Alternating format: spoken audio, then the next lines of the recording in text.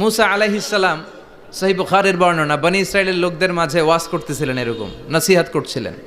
তো একজন দাঁড়িয়ে বলল, ইয়া নবী আল্লাহ মুসা, মান আ'লামুন নাসি ফিল আরদ, হে মুসা নবী, জানতে বড় মনে চায় বর্তমান পৃথিবীর সবচেয়ে বড় জ্ঞানী কে? মুসা আলাইহিস সালাম কয় আমি। মুসা আলাইহিস সালাম কি বললেন? আনা। আসলে কথাটা ঠিক। আল্লাহ যখন যে নবীকে পৃথিবীতে পাঠায় তখন তাকে সবচাইতে বেশি জ্ঞান দিয়ে পাঠায়, সে হিসেবে ঠিকই উনি সবচেয়ে জ্ঞানী, কিন্তু উনি এইভাবে নিজেকে সবচেয়ে বড় জ্ঞানী বলে দিবে, এটা আল্লাহর পছন্দ হয় নাই। আল্লাহ চেয়েছিলেন মুসা আলাইহিস সালাম যেন বলে আল্লাহু আ'লাম, আল্লাহই জ্ঞানী। সুবহানাল্লাহ কইবেন না? কিন্তু তা না করে উনি কি করলেন? যখন বলল সবচেয়ে বড় জ্ঞানীকে, উনি হুট করে কি বলে ফেললেন? আনা, আমি। আল্লাহ এটা পছন্দ করেনি। আল্লাহ ডেকে বললেন, মুসা ইউ আর অ্যাবসলিউটলি রং, তুমি ভুল করেছো, তুমি সবচেয়ে জ্ঞানী নও, তোমার চেয়েও বড় জ্ঞানী আছে। সুবহানাল্লাহ পড়েন। তার মানে জানার কোনো শেষ নাই, জাননেওয়ালার উপর জাননেওয়ালা আছে, আর সবচেয়ে বড় জাননেওয়ালা কে? মুসা আলাইহিস সালাম রে আল্লাহ বললেন, মুসা তোমার চেয়েও বড় জ্ঞানী আছে, তার নাম হচ্ছে খাদির। কি নাম? আরো জোরে বলেন, কি নাম? খাদির। উনি কোনো জায়গায় বসলে ওখানে ঘাস লতা পাতা যদি শুকনো থাকতো, ওনার বরকতে ওগুলো সবুজ হয়ে যেত, এজন্য ওনার নাম খাদির। কিন্তু আমরা বলি খিজির। আমরা কি বলি? খিজির। আল্লাহ বললেন, ইযহাব ইলা মাজমাইল বাহরাইন, দুই সাগরের মিলন কেন্দ্র, ওখানে যাও, ওখানে যে এমন এক বান্দার সন্ধান পাবা সে তোমার চেয়েও জ্ঞানী। সুবহানাল্লাহ পড়েন। তাহলে আমি সবচেয়ে বড় জ্ঞানী, আমি আল্লামা, এটা বলতে পারে শয়তান। চিল্লা এখন ঠিক কিনা? এজন্য আমরা যেন নিজেকে নিজে সবসময় ছোট করে উপস্থাপন করি, তাহলে আল্লাহর দরবারে আপনি বড় হয়ে যাবেন। কথা বুঝতে পেরেছেন? আল্লাহ আমাদের সবাইকে কথাগুলো বুঝার ও আমল করার তৌফিক দান করুক। আমরা পড়ি আমিন। কি হয়েছে ওইখানে?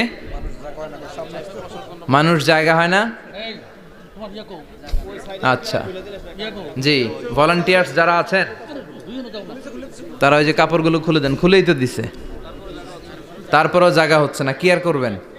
একটু কষ্ট করে শুনতে হবে। কষ্ট আছে যেখানে, সওয়াব আছে সেখানে। দাঁড়ায় শুনলে বেশি সওয়াব, তো ওনাদেরকে বেশি সওয়াব থেকে বঞ্চিত করবেন কেন?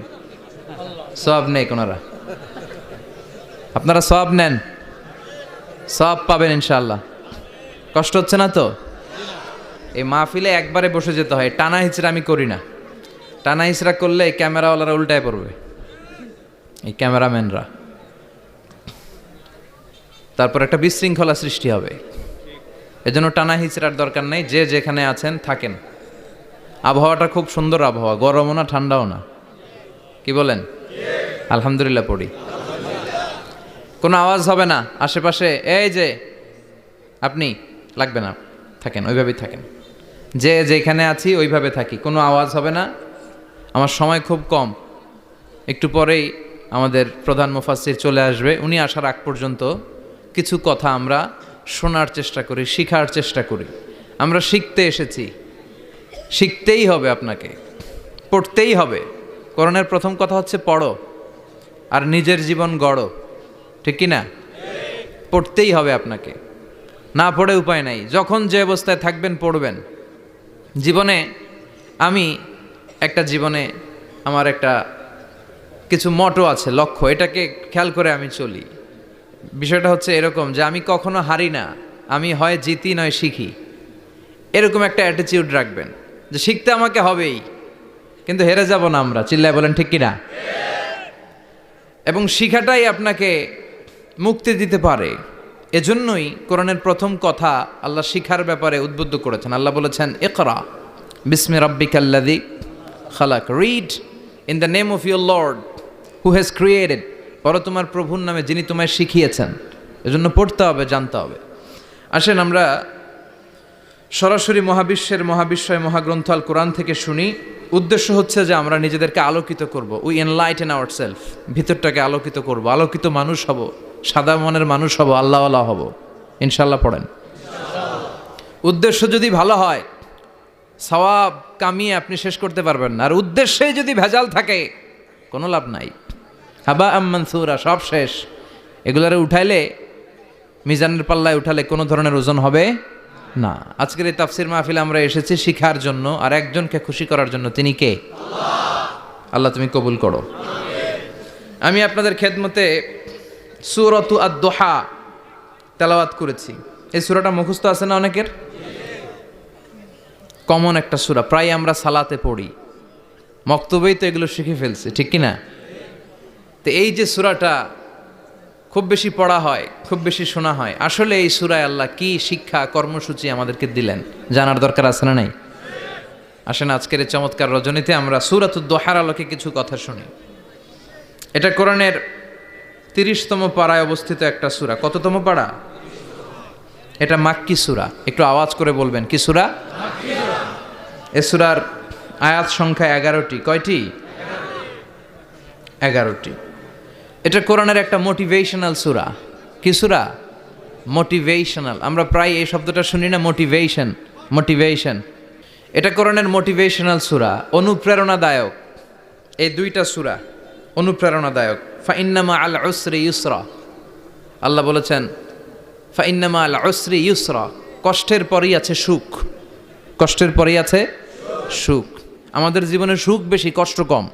কয়দিন না খেয়েছিলাম, কয়দিন বিপদে পড়ছি, কয়দিন ডাকাইতে ধরছে, 1 মাসের মধ্যে অসুস্থ থাকি কয়দিন আর সুস্থ থাকি কয়দিন, এটা হিসাব করে না। অসুস্থ যে ছিল খালি এটা খেয়াল রাখে, আছে না নাই?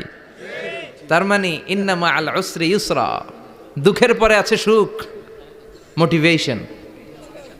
প্রাণটা আবার উদ্বেলিত হয়ে ওঠে, তাই তো আসলেই তো দুঃখের পরে সুখ। এজন্য কষ্ট যখন পাবেন, অসুস্থ যখন হবেন, ওইখানেও আনন্দ করবেন, কারণ সামনে আরাম আসতেছে। সুবহানাল্লাহ পড়েন। মুমিনের হারাবার কিছু নাই, দুঃখ পাওয়ার কিছু নাই। মুমিন অসুস্থ হলে অসুস্থতার মাধ্যমে তার রোগের মাধ্যমে তার গুনাহ ঝরে যায়, সে আল্লাহর কাছে প্রিয় হয়ে ওঠে। তা আমাদেরকে কেউ হারাইতে পারে? কথা বলেন, আমাদের কেউ ভয় দেখাইতে পারে? মোটিভেশনাল সূরা, সূরাতুল ইনশিরাহ আর সূরাতুদ দোহা। এখানে অনেক হিউজ মোটিভেশন আছে। যারা হতাশ, যাদের জীবন ভাল লাগে না, মরে যেতে মনে চায়, গার্লফ্রেন্ড গালি দিছে, আছে না নাই? আবার বয়ফ্রেন্ড গার্লফ্রেন্ডের গালি দিছে, এ ওড়না পেঁচায়া ফ্যানের মধ্যে ঝুলে আত্মহত্যা করে। আহা, কত বড় পাগল, তুই মরলি কেন? গালি দিছে তো কি হয়েছে? হ্যাঁ, বুঝতে চায় না, হতাশ হয়ে যায়। আর বয়স কম তো, ইচড়ে পাকা, অল্পতে কাবু হয়ে যায়। এই সূরাগুলো পড়ে না। এখানে আশার বাণী আছে। আজকে আমি জানি কথা শোনাবো আপনাদেরকে, শুরুতে আগে সংক্ষেপে বলে দিই। এই সূরার মূল কথা হচ্ছে, মানে সেন্ট্রাল থিম বা সাবজেক্ট ম্যাটার সূরাতুদ দোহার কেন্দ্রীয় আলোচ্য বিষয় হচ্ছে নিরাশ হবেন না, হতাশ হবেন না, হাল ছাড়বেন না। ভরসা রাখবেন কার উপর? মুমিনরা নিরাশ হয়, হতাশ হয়, হাল ছাড়ে নাকি ভরসা রাখে?